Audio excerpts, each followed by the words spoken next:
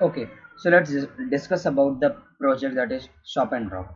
So the Shop and Drop, the objective of Shop and Drop is to recommend recipe according to the card contents and information about the foodstuffs required for recipe, and the customer need not have to remember all the ingredients required or trick their heads to know about what should be the next item, and will get alert if they are purchasing the same item which is already there at their home because of the real time integration.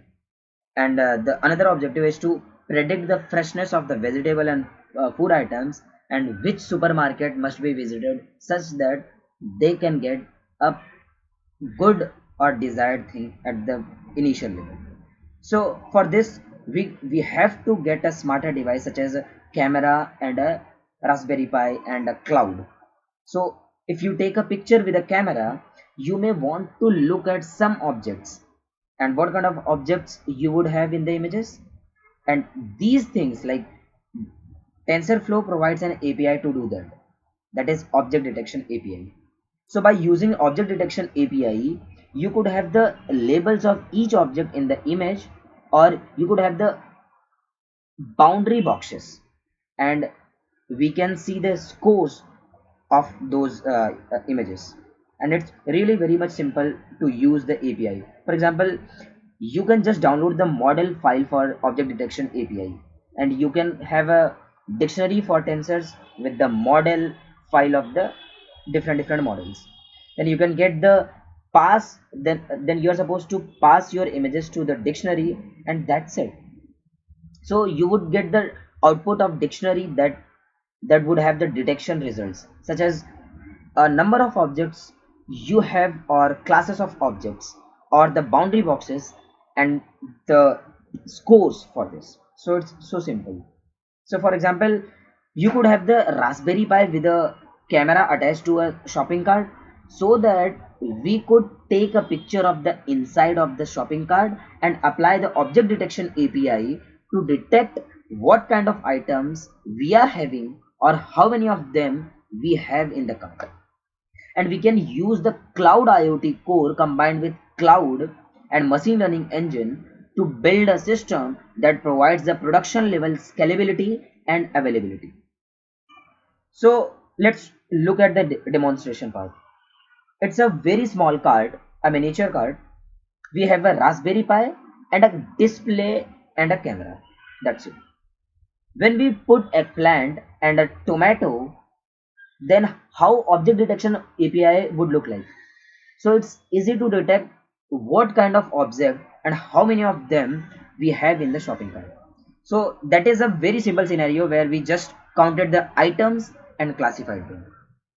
We may think that what's the point of using cloud for this kind of detection, and it's actually, I can say, it's perfectly true. You can run the object detection API just inside the Raspberry Pi box itself, and we are not supposed to use the cloud.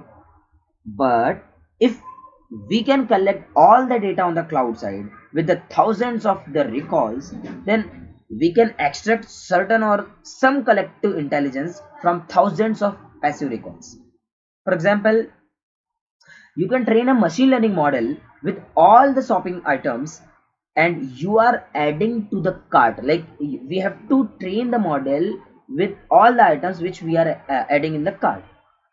So we can train the machine learning model that can predict what will be the next item we will be putting into the shopping cart. That would be the detecting the location proximity starting from vegetables and fruits and meat, like I can say chicken and spices and parts, based on all their past history of the shoppers. And we can also have a small display with its, like there would be a small display which would be showing you a recommendation for the next item to add.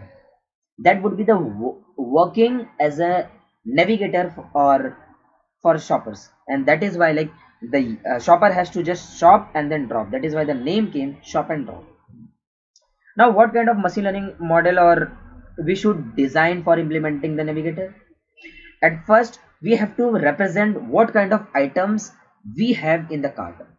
So if we have the tomato in the cart, we may have one hot vector for that, and that represents tomato in your cart. In this case, we would have a 1.0, that is 1.0 as a value in a vector. And if we put eggplant in the cart, then it would have another 1.0 value in the vector.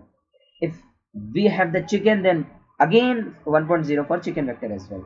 So this is multiple hot vector represents the cart item history.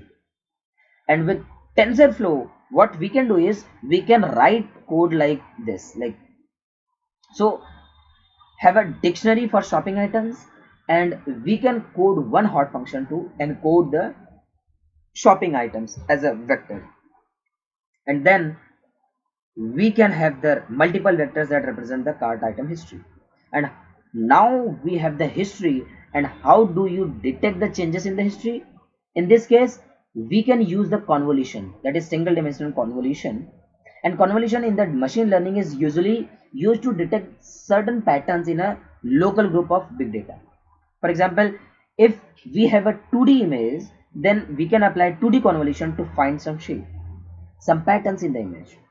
That is how convolution neural network works for image convolution. But we can also apply the convolution to single dimensional data as well, such as time series data and all.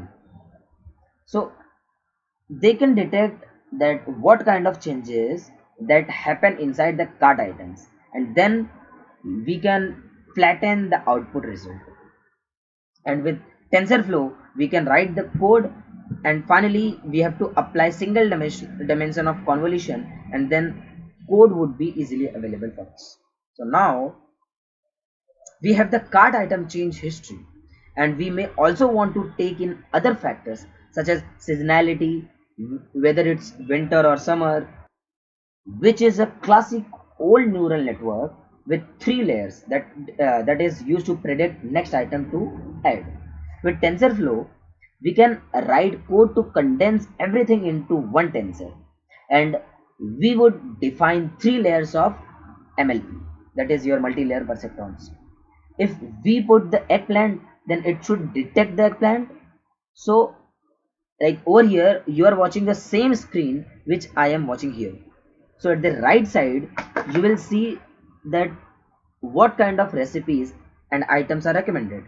So it's look like the system recommends the pasta eggplant bake, and I want to make a pasta.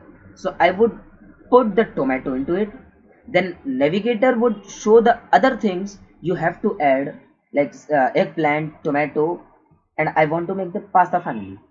So as you have seen the demonstration by showing you recipe ideas and next item to add, it works just like a navigator for shoppers. So the shoppers can just follow the next item to add to fill cart with all items required to cook with a certain recipe. And that was an example of how the cloud can be empowering for IoT devices.